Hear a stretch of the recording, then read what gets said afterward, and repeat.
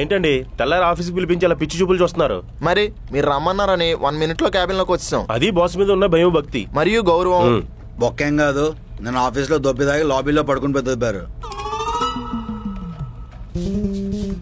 అప్పటికి ఇంటి నుంచి 1 నిమిషంలో ఎలా వచ్చావని అనుమానం వచ్చింది సుమి. మనకు సూపర్ పవర్స్ వచ్చాయేమో అని తెగ సంబరపడిపోయాను రాజా. అయ్యే సూపర్ పవర్స్ కనుక మనకు ఉంటే మందు తాగుతూ రోజంతా ఆఫీస్ లో గడిపేస్తారా? ఆఫీస్ లో మందు తాగడానికి సిగ్లేదు అసలు. సిగ్గెందుకండి, గ్లాసులో పెగ్గుంటే చాలు క్రింజి. అయినా ఆఫీసులో మందు తాగినట్టు మాకేం గుర్తులేదే. నిజమేరా రాజా, కాస్ట్లీ మందు కదా, బాగా కిక్కికేసినట్టు ఉంది. అది చీప్ లెక్కర్ సార్. మందు తీసుకురమ్మని చెప్పి డబ్బులు ఇవ్వకుండా బిల్లు నా చేత కట్టించారు సార్. దోలగాలతో పెట్టుకుంటే ఇలానే ఉంటది మరి. అయినా ఆఫీస్ క్లోజ్ అయిపోయాక నా పర్మిషన్ లేకుండా ఆఫీస్ ఎలా ఓపెన్ చేసావు? నేను పంపించినానే చెప్పాను సార్, ప్రాజెక్ట్ వర్క్ ఉందని చెప్పారు. పైగా ఆడొక బాసు నువ్వు ఒక బఫూన్ అన్నారు సార్. అలా అన్నది ఎవడు అసలు? అయినా ఇప్పుడు ఎవరంటే ఏంటి చేసి మీరేమైనా చూసారా ఏంటి? ఆఫీస్ బాయ్ మాటలు నమ్మడానికి మీరేమైనా వాచ్మెన్ అండి? సీసీటీవీ ఫుటేజ్ చెక్ చేస్తే మొత్తం డిలీట్ అయిపోయి ఉందేంటి సార్? రాజా గారు బాగా తాగేసి ఎక్కువైపోయి మన ఇంటి ఆడవాళ్ళ గురించి నలుగురికి తెలియటం ఎందుకు అని ఫుటేజ్ మొత్తం డిలీట్ చేశాడు సార్. అంత ఎగ్జాక్ట్ గా అలా చేసానో లేదో నాకు గుర్తులేదు, కానీ ఒక విధంగా నేను స్త్రీ పక్షపాతిని. ఈ లవ్ లేడీస్ అందుకే డిలీట్ చేస్తుంటాను. అసలు మీ ఇద్దరు మనుషులేనా? సీసీటీవీ ఫుటేజ్ డిలీట్ చేసేయడం, అటెండెన్స్ డాటాలో రాజా 0 ప్రవీణ్ 1 వేయడం, ఏంటిదంతా? ఇప్పుడు ఏంటి చేసి నీ బాధ? నిన్ను సిట్టింగ్ పెళ్ళదని కులిపోతున్నావా? ఆఫీస్ లో మంతాగి రెచ్చిపోయినందుకు రగిలిపోతున్నాను. సరే తాగేమో అనుకోండి, మేమేమైనా ధ్వంసం చేసామా విధ్వంసం చేసామా? మరి ఆఫీస్ లో ఎవరైనా వచ్చి కంప్లైంట్ ఇచ్చారా లేకపోతే పోలీస్ కంప్లైంట్ పెట్టారా? కలికాలం అండి, పత్తి గింజలు వచ్చి పరమాత్ముల్ని ప్రశ్నిస్తున్నారు, పరీక్షిస్తున్నారు. సుప్రియ నీ మీద కంప్లైంట్ ఇచ్చింది. 90s లో హీరోయిన్ లా ప్రతిసారి ఈవిడెంట్రీ ఏంటో. అయినా అక్కడ ఆవిడ గారు లేరు కదండి. నేను అక్కడే ఉన్నాను. Note this notebook your honour. అది నోట్ దిస్ నోట్బుక్ నోట్ ప్యాడో కాదు, note this point your honour. ఏదో ఒకటండి. అయినా ఆ టైంలో అక్కడ ఆవిడ ఏం చేస్తుంది? ఆవిడ తాగితే ఎవరు అడగరు, మేము తాగితే మాత్రం నేలాపలేందులో. నేను అక్కడికి తాగడానికి రాలేదు, ఆఫీస్ వర్క్ చేయడానికి వచ్చాను. అయితే ఇప్పుడు ఏంటండి, ఆవిడ మేమేమైనా అన్నావా? ఏ బ్రాండ్ తాగారో తెలియదు కానీ బాగా ఒళ్ళు తెలియకుండా అయితే ఉన్నారన్నమాట. జేసీ వీల్ నైట్ ఫుల్ గా ఆఫీస్ లో తాగి పడుకొని ఉంటాం కాదు, తాగి అందరి మీద చెలరేగిపోయారు. ఒరే రాజా, ఇప్పుడు ఆఫీస్ లో మందు సిట్టింగ్ వేయడం అవసరం అంటావా? అసలే సీసీ కెమెరాలు కూడా ఉన్నాయి. అవి పనిచేయవురా, జీసీలో డమ్మి. సీసీ కెమెరాల విషయం పక్కన పెడితే ఆఫీసులో ఏసీ ఉంటది, మనకు అడ్డు చెప్పేవాడు కూడా ఎవడో ఉన్నాడు. పద. ఎక్కడికి? ఆఫీసులో వర్క్ ఉంది. పర్మిషన్ లేకుండా లోపలికి ఎవరు పంపిద్దని చెప్పారు జేసీ గారు. ఆడో బాసు ఈడో బఫూను. మేము బయట పర్మిట్ రూమ్ లోనే తాగుదాం అనుకున్నాం. ఆఫీసులో అయితే ఏసీ ఉంటది, అలాగే నీకు ఒక క్వార్టర్కి డబ్బులు ఇద్దామని. ఇదిగో ఫుల్ గా తాగేసి ఆఫీసులో సామాన్లు డ్యామేజ్ చేయకూడదు. మరి ఆల్రెడీ డ్యామేజ్ అయిపోయిన సామాన్లు ఎవడైనా డ్యామేజ్ చేస్తాడా? అట్లే OLXలో సెకండ్ హ్యాండ్ సామాన్లన్నీ కొనేసి డ్యామేజ్ అంటే డ్యామేజ్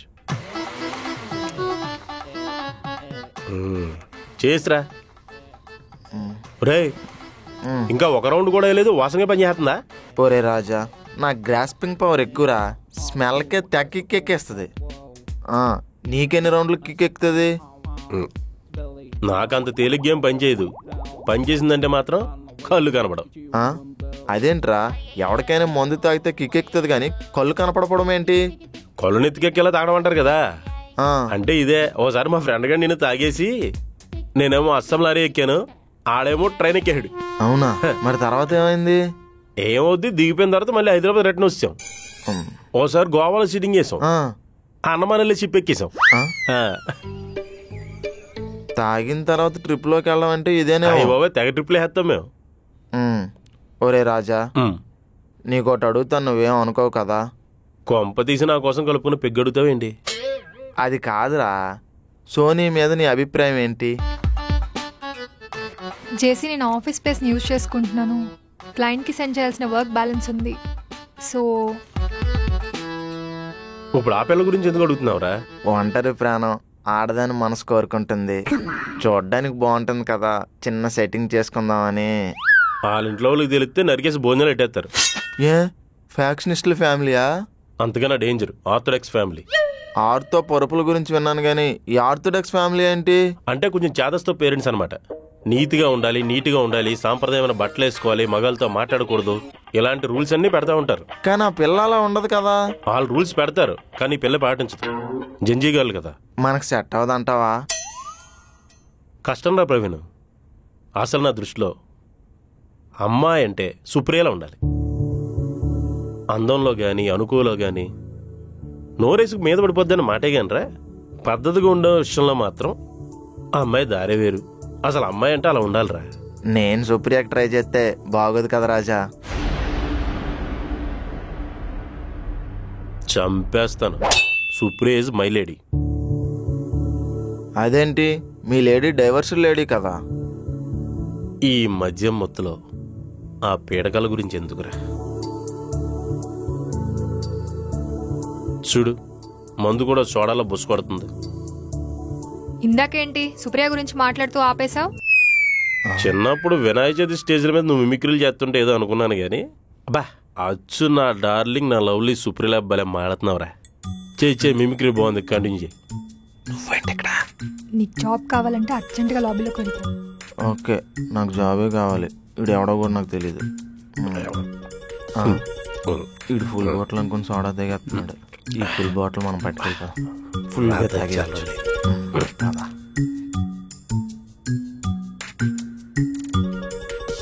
ఏంట్రా మాట్లాడలేదు? అరే ప్రవీణ్, సుప్రియ గురించి నీకు మాట చెప్పమంటావేంటి? ఒరే ప్రవీణ్, ఎక్కడున్నాడు వీడు? ఒరే పిలుతున్న పలకవేంట్రా? నీకు సుప్రియ గురించి మాట చెప్పనా? చెప్పు, ఏంటది? వాయిస్ కంటిన్యూ చేస్తున్నావేంట్రా? చెయ్యి. అదేరా, సుప్రియ గురించి మాట చెప్పమంటావా అని. చెప్పే. సుప్రియకి పెళ్ళి అయిపోయింది కాబట్టి వదిలేసాను కానీ రా, లేదంటే ఏంటది? తప్పుగా అనుకోకరా, పెళ్లి చేసుకుని సెటిల్ అయిపోదాం అనుకున్నాను. సుప్రియకి పెళ్లి కాలేదని తెలిస్తే? వందే భారత్ స్పీడ్ ఎప్పుడైనా చెక్ చేసేవరా? లేదు. సుప్రియతో మన ఎవరం అంత స్పీడ్గా ఉండేది. పెళ్లి చేసుకుని టపీ టపీ టపీ మని పిల్లల్ని కనేసి. ఏంటది? అదే టపీ టపీ మరి. ఒక సుపీరియర్ ఆఫీసర్ మీద ఇలా మాట్లాడడం తప్పుగా అనిపించట్లేదు? రే, తను నా సుప్రియరా, సుపీరియర్ ఆఫీసర్ కాదు. ఏదో పెద్ద నువ్వు సుప్రియరా ఫీల్ అయిపోతున్నావు ఏంటి? రోజు తనని అదే ఉద్దేశంతో చూస్తున్నావా? నాకు తనకి పెళ్ళి అవ్వకుండా ఉంటే బాగుంటుంది అనిపిస్తుందిరా. సుప్రియకి పెళ్ళవడం నువ్వు చూసావా? చూడలేదు. నాకు కార్డు మరి కూడా తనకి పెళ్ళైందని ఎలా కన్ఫర్మ్ చేస్తున్నావు? పెళ్లి కాలేదని తను చెప్పలేదు కాబట్టి. సుప్రియ గురించి కవితలు రాయేస్తాను తెలుసా? దేనికి? అసలు నాకు కన్నింగ్ ఐడియా ఏంటో చెప్పమంటావా? తనకే ఆ లైన్కి గొడవలు ఎట్టేసి వాళ్ళిద్దరూ ఇడిపోయాక విస్కీలో సోడా పోసేసి ఐస్ ముక్కలు వేసేసి, ఓ టాపిక్ డైవర్ట్ అయిపోతుంది కదా, వాళ్ళిద్దరూ విడిపోయి తన డైవర్స్ తీసుకున్న తర్వాత పెళ్లి చేసేసుకుందామని. ఒక అమ్మాయి మీద ఇలా మాట్లాడడం నీకు తప్పనిపించట్లేదా? అనిపించట్లేదు. ఎందుకంటే Supriya my darling, my whisky, my eyes tubes. Superiors మీద ఇదేనా నీకున్న రెస్పెక్ట్? ఓ అబ్బో, సుపీరియర్. హ్యాండ్ రెజ్లింగ్ లో బాస్ ను మోసం చేసి కంపెనీ కొట్టేసాడు ఆడో సుపీరియర్. ఇదేమో 10 కంపెనీలు తిరిగి ఎక్కడా జాబ్ నిలబడక మళ్ళీ తిరిగి ఇదే కంపెనీకి వచ్చేసింది. ఈ సుప్రియ మనకు పెద్ద సుపీరియర్. ఊరుకరా ప్రవీణ్, మరీ చెప్తావు నువ్వు. ఆపై ఇంకొద్దు. ఇది ఇతని వ్యవహారం. ఆఫీస్ లోనే తాగి ఆఫీస్ వాళ్ళ మీద చెలరేగిపోతున్నాడు. అంటే మన ఆఫీసులో మంది తాగి పక్క ఆఫీసులో తిరగడం పెద్దగా బాగోదేమో చేసి.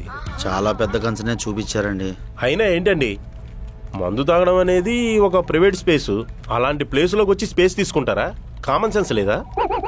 జేసీ, I can't tolerate this kind of behaviour. అతని వార్న్ చేస్తావో టర్మినేట్ చేస్తావో నీ ఇష్టం, కానీ ప్రాజెక్ట్ వర్క్ మాత్రం ఆన్ టైంలో కాకపోతే అది ఇతని రెస్పాన్సిబిలిటీ. చూడండి రాజా గారు, ఇలాంటి యాక్టివిటీస్ ఆఫీస్లో ఇంకోసారి జరిగితే మిమ్మల్ని మీ బంధువుల్ని టెర్మినేట్ చేయాల్సి ఉంటుంది. అంత మాట ఎందుకులేండి, ఇక మీదట ఇంకా అలా జరుగుతారా? పశ్చాత్తాపానికి మించిన ప్రాయశ్చిత్తం ఉండదులే. ఇంకా మీ ఇద్దరు వెళ్ళండి. సారీ చేసి. సారీ దేనికి? రాత్రి మధ్య మత్తులో గతం గుర్తొచ్చి 2 రాళ్ళు నీ కారు మీద ఇసిరాను, అద్దాలు పగిలిపోయాయి.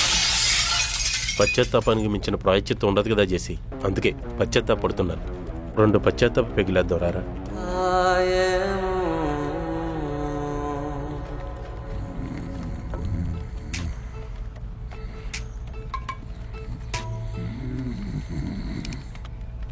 ఏంటి ఓవర్ యాక్షనా? పశ్చాత్తాపానికి మించిన ప్రాయశ్చిత్తం లేదని జేసీ చెప్పాడు. తాగింది దిగలేదని చెప్పొచ్చు కదా. అన్నయ్య, నువ్వు తాగావా? ఎంత తాగావని అడగాలి. మీ అన్న పచ్చి తాగుబోతు. రిలేషన్స్ దగ్గర కంప్లైంట్స్ ఏంటండి? ఆఫీషియల్స్ మీద ఎగిరిపోవచ్చు, మీ రిలేటివ్స్ ముందు మాత్రం కంప్లైంట్ చేయకూడదు. ఏంటండి ఇది, కంప్లైంట్ హాలా కాన్ఫరెన్స్ హాలా? పని గురించి మాట్లాడకుండా ఈ మీటింగ్ ఏంటి? మరి నెల జీతానికి తగ్గ పని చేయట్లేదని నేను రోజు కుమిలిపోతున్నాను తెలుసా.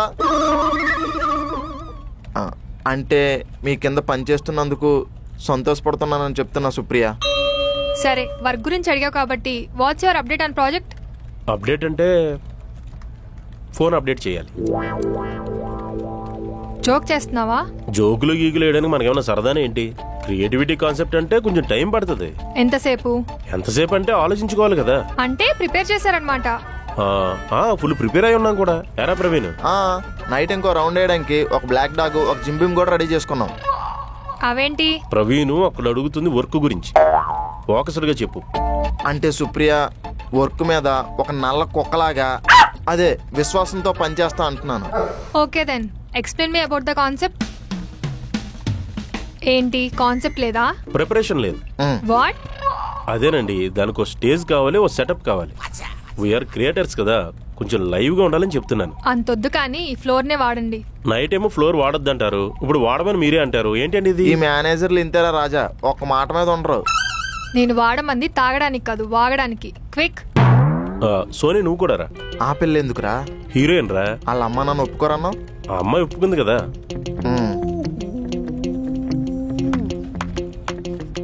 సభకి నమస్కారం. ఆది మానవుడు. నేను ఆది మానవుడు ఏంటి? ఆది మానవుడు రాయితో చక్రాన్ని తయారు చేసిన తర్వాత చెక్కతో మెటీరియల్ తయారు చేయడం ప్రారంభించాడు. అయితే నాకేంటి? అలా అనకూడదురా. రాయేంటి సొంత పిల్లంలాగా? ప్రవీణ్ గారు మనం కాన్సెప్ట్ లో ఉన్నాం. Just behave like a human, don't behave like A డబర్ dog. అలా చెక్కతో సోఫాలో కుర్చీలు, డైనింగ్ టేబుల్ తయారు చేసిన తర్వాత ఏంటి ఆ టైంలో ఒట్టు ఇవన్నీ చేశారా? కార్టూన్ నెట్వర్క్ లో ఫిన్స్టోన్ షో చూడలేదా? అవును, మర్చిపోయాను. ఇప్పుడు నా వైఫ్ వచ్చి, ఇవ్వండి ఫర్నిచర్ కొనాలి, ఎక్కడికి వెళ్దాం? అబ్బా అదే పిలుపు, అదే శ్రవణానందకరమైన పిలుపు మా మనసును తలచివేస్తున్నది. ఏమైంది? మా ఆవిడ గుర్తొచ్చింది. నీకేమన్నా పిచ్చా? ఇప్పుడు నేను కదా మీ ఆవిడ్ని. నిజంగానా? వాట్? సారీ, కొంచెం కన్ఫ్యూజ్ అయ్యాను. ఒరే రాజా, రాత్రి కదా మనసు విప్పి మాట్లాడుకున్నాం, మర్చిపోయావా? ఓకేరా, మనం పర్సనల్స్ లోకి వెళ్ళిపోతున్నాం. Coming to the concept. ఇవ్వండి ఫర్నిచర్ కి ఎక్కడికి వెళ్దాం? ఫర్నిచర్ కోసం అయితే టేకు మేకు ఫర్నిచర్స్ వెళ్దాం. అక్కడ చెక్క ముక్కలతో చెక్క చెక్క చం చెక్క, చెక్క చెక్క చం చెక్క. సుఖ సంతోషాలకు కొత్త కాపురానికి పెట్టింది పేరు టేకు మేకు ఫర్నిచర్స్. ఎలా ఉంది మేడం మా క్రియేటివిటీ? ఇదా సిటీ కేబుల్ శ్రీనివాస్ చెప్పిందా? ఎలా కనిపెట్టావు? చాలా కొత్తగా ఉంది కదా.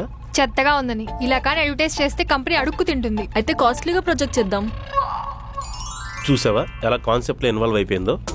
రియల్ పెళ్ళం కన్నా రీల్ పెళ్ళమే చాలా డెడికేటెడ్ గా ఉందిరా. ఒరే రాజా, నువ్వు ఉండరా. చూడండి, అటు ఇటు మార్పులు చేర్పులు ఏమైనా చెప్పండి. I'm ready to open for changes. రేపు ఐశ్వర్యకు వెళ్ళి ఇదే కాన్సెప్ట్ చెప్పు. ప్రాజెక్ట్ క్యాన్సిల్ అయిపోతుంది, మీ ఉద్యోగాలు పోతాయి. అప్పుడు చేస్తారు మార్పులు చేర్పులు. అసలు ఎలా ఉందో చెప్పకుండా వెళ్ళిపోతుంది ఏంటి? మీ ఎక్స్ బాయ్ ఫ్రెండ్ నీకు చెప్పి వెళ్ళిపోయాడేంటి? దానికి దీనికి సంబంధం ఏంటి? చెప్పి వేస్ట్ అనుకున్నప్పుడు అలా చెప్పకుండా వెళ్ళిపోతారు అంతే.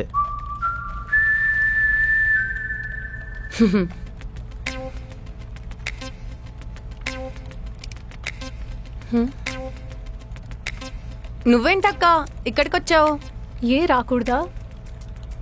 జాబ్ కోసం వచ్చావా? అన్నయ్య కోసం వచ్చాను. ఊరికే రావు కదా నువ్వు. ఊరికే వస్తే ఊరుకునే రకం కాదు కదా నువ్వు. నీ ప్లాన్స్ నీకుంటాయి కదా, ఏదో ప్లాన్ వేసుకుని వచ్చే ఉంటావు. ఏంటి నీ ప్లాను? ఇంట్లో కూర్చొని బోర్ కొడుతుంది చందు. జాబ్ చేద్దామని వచ్చావా? ఎస్. ఆఫీస్లో జాబులు లేవు. నువ్వెందుకు అంత కంగారు పడుతున్నావు?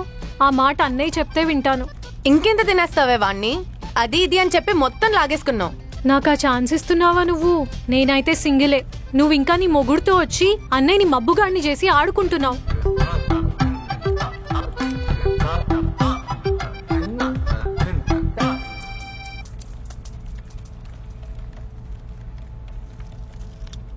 ఏం చేస్తున్నావు? కాన్సెప్ట్ కోసం ఏం అడుగుతున్నాను. నిజాయితీగా ఏ పని చేయలేవా? ఏంటండి నాకు ఈ బాధ? ఏం చేసినా తప్పు నేరమని నిలదీస్తారు. నైట్ నువ్వు ఏం మాట్లాడావో నీకు నిజంగా గుర్తులేదా? మొత్తం విడమర్చి మరీ చెప్పావు కదా.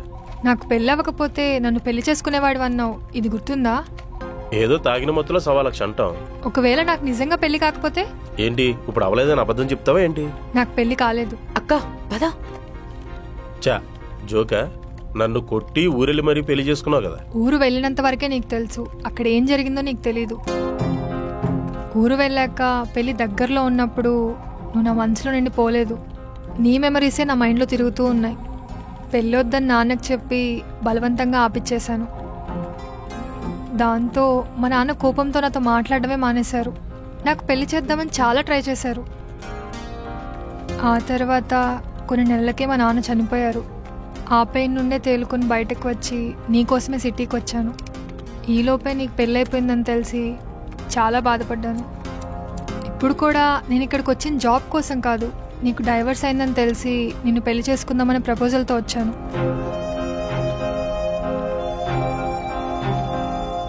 రాజా, ఏమైంది? ఏదైనా చెప్పి వెళ్ళు.